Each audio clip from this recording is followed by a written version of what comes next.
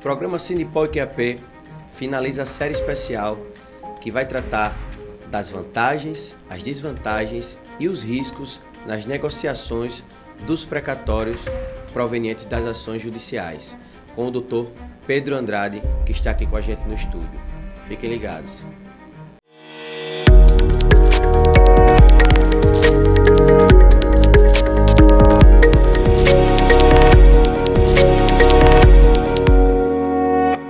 Seja bem-vindo, Dr. Pedro. Muito obrigado, Palmeira. É uma honra sempre estar aqui esclarecendo as dúvidas dos policiais. Muita gente questiona a respeito da proposta que foi feita eventualmente, né, através de um escritório que ficou como se o Sindipol estivesse fazendo uma proposta, mas não é. Né? Então eu queria que você esclarecesse esse ponto com mais clareza, né? O pessoal precisa desse detalhe de conhecimento, que a ação é totalmente, o precatório, até onde eu sei, ele é totalmente individual. Você vende e faz o que bem quiser, se quiser esperar, espera. E o que foi proposto através do Sindipol foi uma tentativa, né, através de um escritório, para que aquele policial que tivesse um precatório a receber e quisesse antecipar esse saldo, uma oferta fosse dada para que ele... Vamos dar um exemplo, o cara já se aposentou, já tem uma idade avançada e não tem perspectiva nenhuma daquele prazo. Então, se era 200 mil e o cara está oferecendo 40, 50, 80, não importa o valor, ele tem interesse, sabendo que vai ficar para herdeiros ou nem isso, então era a ideia antecipar. Então, partindo dessa antecipação e dessa desvinculação, que não é o Sindipol que compra, não é o Dr. Pedro quem compra, não é isso? Não. Então, como seria e quais as vantagens e desvantagens? O que é que o policial tem que ficar atento para não levar nenhum desacerto financeiro aí diante de uma negociação de vendas dos precatórios? Né? Perfeito. Primeiro assim, é um problema bom, né? O policial civil nunca teve esse problema. Problema bom de ter, né? Bom de ter. Se é que problema é bom. A palavra nem cabe, talvez. É um problema, né? Mas assim, o policial civil, historicamente, ele nunca teve, né, essa preocupação do precatório, porque ele nunca recebeu. Né? Agora Sim. que realmente, de fato, a gente está conseguindo gerar esses créditos. E, na verdade, precatório nada mais é do que alguém que tem um crédito a receber da administração pública. Sim. Então, o seu precatório de Alagoas é diferente do precatório que a pessoa tem com o município de Anadia, com o município de Maceió, com o estado de Pernambuco, o estado de São Paulo. Por exemplo, São Paulo tem mais de 15 anos de atraso de precatório. É diferente do você ter um precatório da União. Sim. Então, o primeiro ponto que tem que ser dito é isso.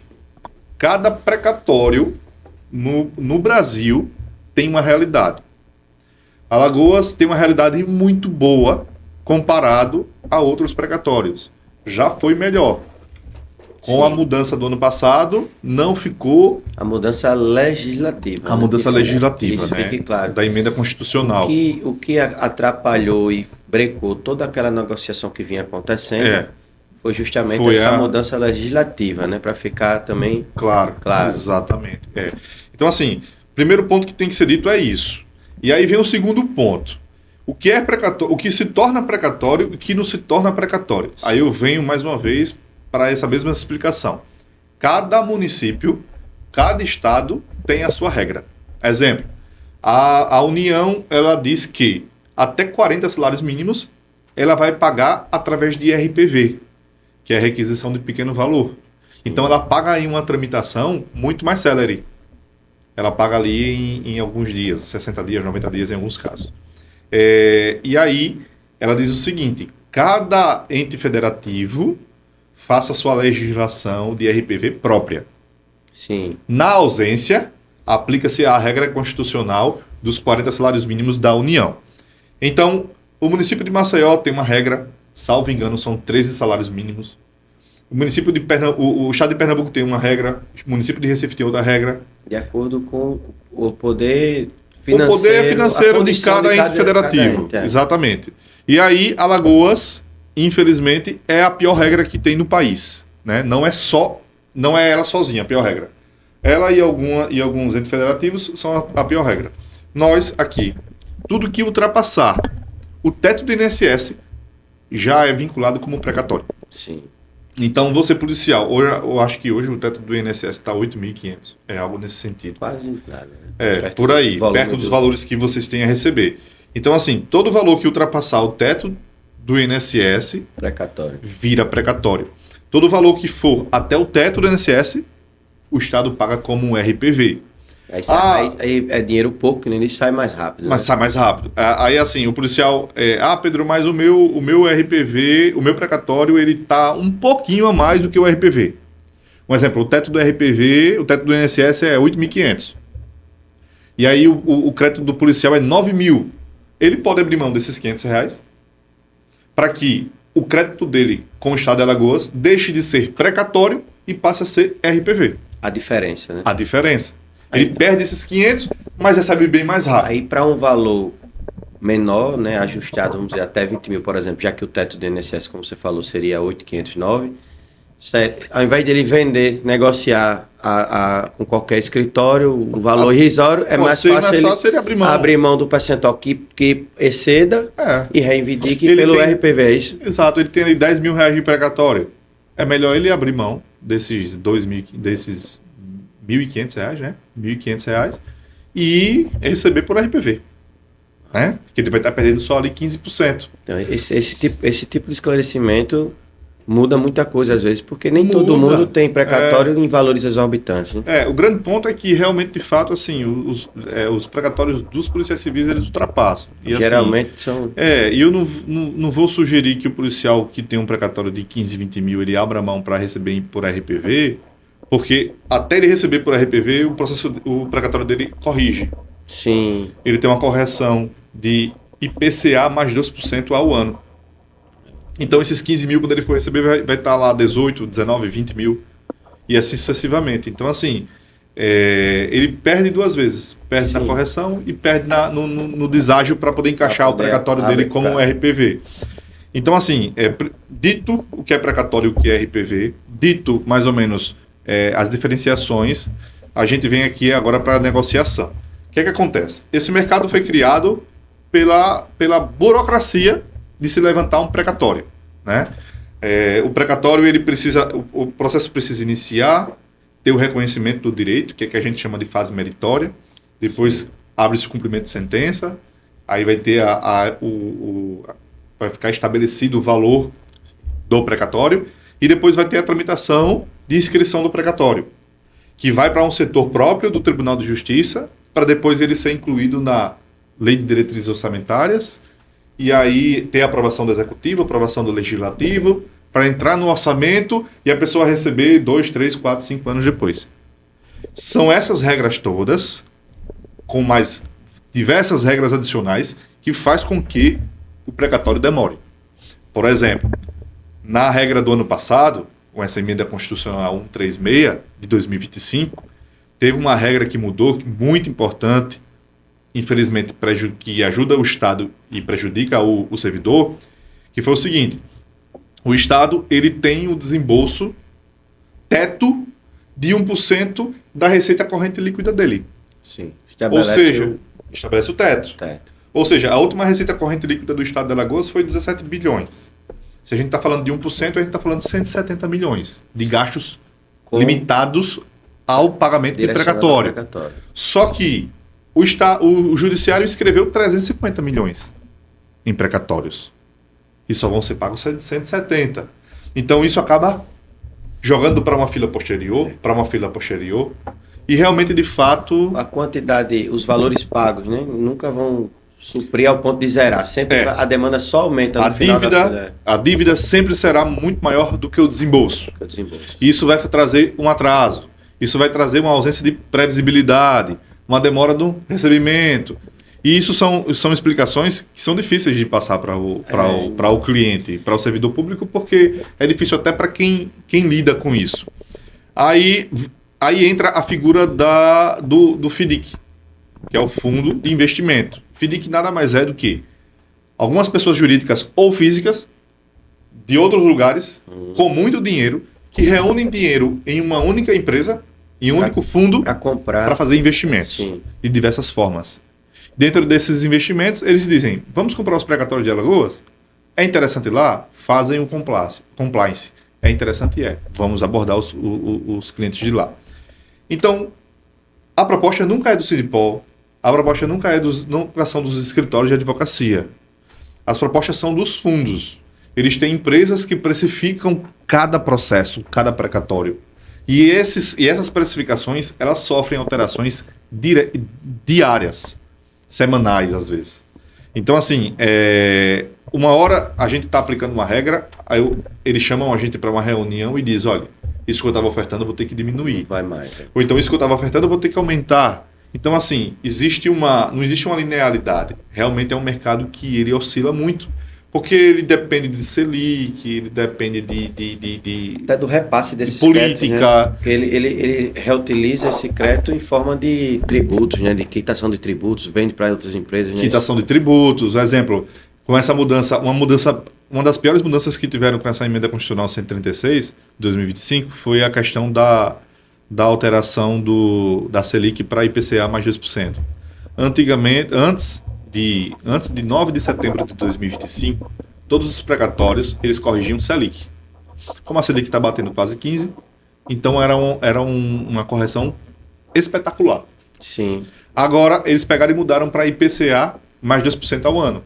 Então, eles despencaram de uma Selic de 15% ao ano para 5%, 6%. Às vezes nem isso, né? Às vezes nem isso. Então, assim, isso impactou muito, porque o fundo, quando ele vai comprar, ele diz, eu vou comprar de você aqui. Mas o meu dinheiro, ele vai ficar rendendo quanto? Aí isso impacta no quê? Na proposta. Aí eles pegam e despencam a proposta. Sim. Então, não fazendo a defesa, que eu não sou o advogado do escritório que fez a proposta aqui, mas assim, a culpa deles é zero. Eles não têm, eles realmente, de fato, tiveram, não só eles, foram alterações alheias, né? Eles tiveram no curso da abordagem deles, dos policiais, eles tiveram essa alteração legislativa, que essa alteração legislativa ela estava na fila para ser alterada há longos anos e a gente não imaginava nunca. Caiu na hora da proposta. Que iria ser no ano passado. A gente achou que isso ia demorar muito. Dito isso, possivelmente essa alteração vai sofrer uma alteração daqui a pouco pelo STF. Porque, historicamente, toda emenda constitucional que altera precatório, o STF depois ele altera a emenda constitucional. Então são cenas dos capítulos posteriores. Para, vamos dizer assim, tirar ao máximo a dúvida sobre vantagem e desvantagem, né, na venda do precatório, eu acho que vale a pena retocar o seguinte: qual a orientação básica para que o policial, pelo menos, não caia no conto do vigário, né? Porque a gente vê aqui que o pessoal chega, recebi proposta assim, então outras listas de transmissões que não são do Sindipol estão por aí, né? Vários outros escritórios que estão comprando, né, os pagamentos de precatório dos policiais. E aí a gente também não pode ser responsabilizado, vamos dizer assim, pelas propostas que estão paralelas. Então, o que é que o policial, né, tendo um precatório, não pode ficar em desatenção? O que é que ele não pode esquecer na hora de fechar com alguém? Que tipo de situação credibiliza ou descredibiliza um escritório? O que é vantajoso ou não para ele?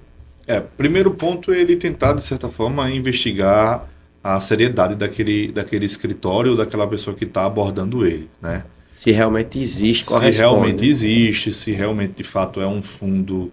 eles têm um setor de fiscalização que é chamado CVM. Se realmente existe, se realmente aquele escritório existe, se realmente, de fato, aquela pessoa ali não é uma pessoa querendo dar um golpe.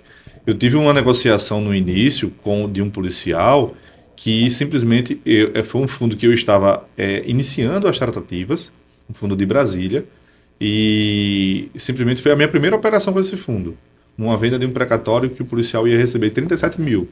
O fundo simplesmente fez a minuta do cartório, juntou no processo, pediu o juiz para fazer a substituição do dinheiro do policial para o dinheiro do fundo e não pagou o policial. E aí eu dei a minha credibilidade, né, a minha relação com o policial como garantia. Eu disse a ele, se eles não lhe pagarem até determinada data, eu vou pagar você. E realmente, de fato, eu paguei. Teve que honrar do meu pelo bolso. escritório. Eu recebi 30 dias depois, desse fundo, não fiquei no prejuízo, graças a Deus, mas eu tive que pagar do meu bolso ao policial civil. Então teve esse episódio aí. Mas assim, só voltando a falar, o policial ele precisa fazer uma análise do tempo, de como é que está o processo dele, se realmente, de fato, o processo dele está apto para venda, Sim. se realmente existe já uma previsibilidade para ele receber aquele precatório, se realmente essa empresa ela é uma empresa séria, ela já é uma empresa que outro colega já vendeu, se realmente aquela proposta que ele recebeu ali no WhatsApp, ela é uma proposta formal. Sim. Peça um documento, porque o que acontece muito nesse meio, esse meio ele é um meio de muita má fé. Existe muita, assim, uma empresa querendo atrapalhar a outra. Sim. Concorrência. Então, existe muita especulação. Tem empresa que entra só para atrapalhar. Sim. Tipo assim, nisso aqui eu não lhe é uma pago proposta isso. formal, né? Joga uma proposta Às vezes mais joga uma vantajosa só pra proposta, atrapalhar. exatamente. Às vezes não é, tá? Às vezes a empresa realmente, de fato, joga uma proposta, não faz a formalidade e depois altera o valor, mas altera o valor porque a empresa de São Paulo fez um cálculo lá, mudou alguma regra e o valor acabou diminuindo. Isso acontece muito. Eu tive um caso agora de uma negociação que eu fiz uma proposta para os policiais não aceitaram e uma semana depois, quando eles deram um aceite, a proposta tinha caído R$5.000. Sim. E é uma coisa que eu não tenho nenhum tipo de responsabilidade sobre isso. É um e-mail de São Paulo. Mudei o preço desses precatórios aqui. Sim. E a gente briga bastante com eles. Mas porque isso gera um desgaste Sim. com a gente, porque é a gente que está lidando com E é justamente esse esclarecimento que, inclusive, ficou para o final hoje, né, do Sindical QAP, para que o policial que tinha, né, essa perspectiva e acabou frustrado, vamos dizer assim, por valores que foram diferentes, ou até pelo break mesmo da compra, naquele período onde foi ofertado, né, a possibilidade através desse escritório, que era o Walter Laranjeiras, não é isso? o escritório do Dr. Walter. Dr. Walter. E tiveram todas essas questões de mudança legislativa, ou contrapropostas, e aí já o pessoal começou a questionar, vincular, inclusive, o Sindipol, os escritórios daqui. Então, são coisas que estão totalmente alheias.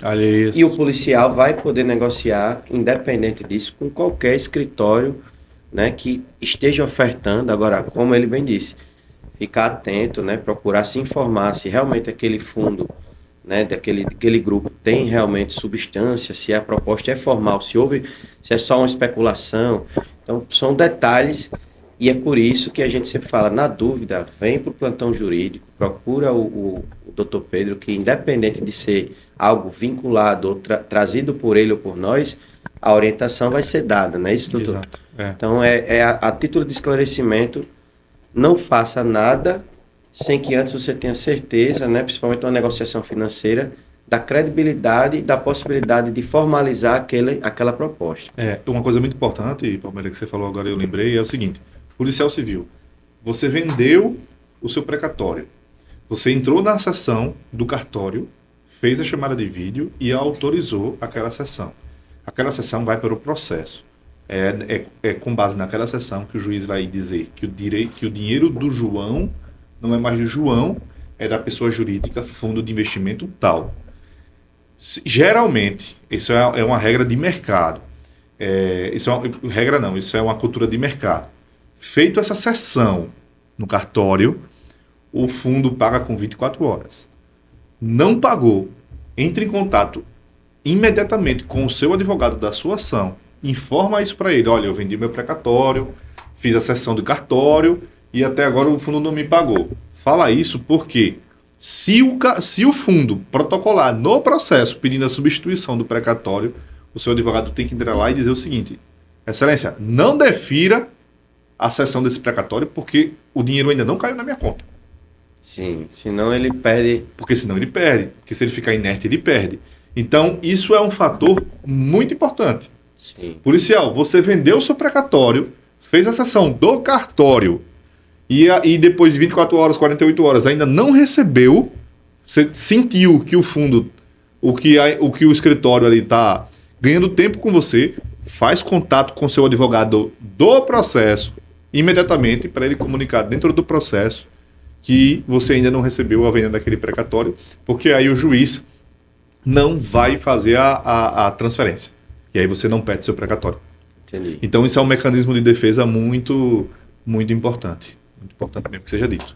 E com relação, outra coisa importante, Palmeiras, com relação a essa questão do precatório, é o seguinte, pessoal, é necessário ser feita uma logística, certo? Abordagem do policial, precificação, aceite da proposta, né, negociação, formalização, aceite da proposta, formalização, e depois do aceite da formalização é que o fundo vai fazer o compliance no nome do policial. Sim. Porque esse compliance ele gera custo. Já é uma outra empresa que vai fazer esse compliance. Então, alguns policiais dão um aceite da proposta e já ficam achando que vão receber o valor imediatamente. Né? Só que o nome dele ainda vai passar por uma análise. Sim, aquela parte da análise, né? Da análise. Se ele não tem dívidas ativas que possam ser bloqueadas, né? Perfeito. Então, assim, o fundo só vai fazer essa análise depois. E cada fundo tem a sua regra. Porque eles fazem assembleias e com todos os investidores. E lá na assembleia eles estabelecem as regras. Então, a gente vai comprar direito creditório? Sim ou não? A gente vai comprar precatório de Alagoas? Sim ou não? A gente vai comprar precatório de quem está inadimplente? Sim. Até quanto o valor de inadimplência? A pessoa está ali com débito no SPC e no Serasa? Tá. Mas é um débito de 10 mil. O precatório dele é de 50 mil. Então vamos comprar. Não, o precatório dele é de 30 mil, o débito dele é de 50 mil, é de 20 mil, é de 30 mil. Então a gente não vai comprar. O débito dele é tributário. Tributário, acredito que quase 100% dos fundos não vão comprar. Por quê? Porque tem uma lei que protege os tributos que diz o seguinte: nada tem prioridade acima do tributo. Então, se a pessoa tiver ali um débito de IPTU... É isso que eu ia dizer, o exemplo mais prático é IPTU, né? IPTU. Só tem ali um débito de IPTU, bateu no compliance, o fundo na mesma hora vai declinar daquela proposta, porque ele não vai arriscar o dinheiro dele na compra daquele precatório, porque aquele município detentor daquele crédito do IPTU pode entrar no processo e dizer: não, esse dinheiro não é nem do João, esse dinheiro já tem dono, nem do fundo, esse dinheiro é meu. Então tem esse obstáculo adicional. E foi uma grita grande. Eu lembro de alguns exemplos assim de pessoas pontualmente que rasgaram o verbo, literalmente, dizendo isso é aquilo. Isso, infelizmente, tem que ser analisado qual é o tipo de dívida que você já tem aí, né, no seu CPF, se essa dívida não está realmente dentro desse rol que impede, né, a negociação. Mas assim, Palmeiras, quando o Sindipol ele é o sindicato mais ativo do estado de Alagoas, sem sombra de dúvidas. E assim, o fato da gente tentar o tempo todo levar benefícios para os policiais, a gente acaba também trazendo problemas para a gente. Então, assim, às vezes os policiais, é mais fácil para eles cobrarem do Sindipol, mas é como eu falei, a responsabilidade não é em nada do Sindipol. O esclarecimento parte também para esse ponto. Para que você já tem agora o conhecimento. Então, vai continuar, né, querendo vincular coisas que não são vinculáveis. A sua ação, o seu precatório é negociável e você tem a liberdade para negociar com qualquer escritório que tenha, né, como ele disse, todo esse aporte de financeiro e etc. de credibilidade. Mas o que se traz às vezes aqui é justamente a tentativa, né, de antecipar através de um escritório que formalizou uma proposta, que é a parte da formalização que foi dada aqui, para que você tenha esse suporte jurídico, até orientação mesmo, e não corra riscos, né? Que é justamente isso. Qual é o risco? Qual a vantagem e desvantagem dessas negociações? Então, em cima dessa vantagem e desvantagem, também tem um ponto, assim, gente, a premissa principal da precificação é a previsibilidade do retorno. Sim. Do fundo. Quanto mais longe tiver o seu precatório de ser pago, menor será a proposta. Sim. Quanto mais próximo, maior será a proposta. Então, se hoje você recebe uma proposta de X e você espera um pouco mais, ou você pode esperar, eu aconselho que você espere. Porque 6 meses depois, 1 ano depois, possivelmente essa proposta será maior. Também uma coisa muito delicada, porque depende da necessidade de cada um. Né? Aí era isso que eu ia complementar. O cara está endividado com problema de saúde, ou qual seja, o cara não vai esperar nem um mês, o cara quer Era para isso. ontem. Exato, era isso que eu ia complementar. Então, assim, 2 pontos.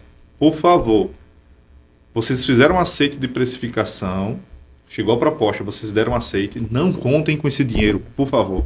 Porque tem várias tramitações ainda para acontecer e essa venda ainda pode cair. Esse é um aconselhamento inicial.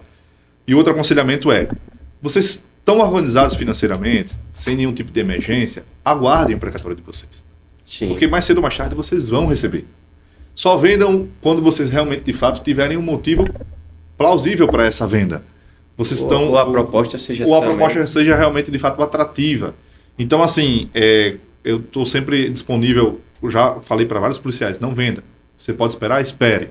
Ou então já falei para policiais que chegaram para mim e falaram o seguinte, eu estou com minha vida financeira muito complicada, então venda porque você consegue organizar com esse valor? Consigo, então venda. Ah, eu estou com a reforma em curso, então venda. Então, assim, é uma questão muito individualizada. Então, assim, se tiver mais algum esclarecimento ou considerações finais, por favor, doutor Pedro, é a sua vez ainda. O conteúdo eu espero que o conteúdo que seja passado aqui, né, hoje principalmente, seja bastante esclarecedor, porque são realmente ações importantes, são dúvidas que estão realmente, né, dentro do seio da Polícia Civil, e nesse momento, o nosso objetivo é alcançar que você não tenha mais esse tipo de confusão nos tipos de ações, adicional noturno, venda de precatório.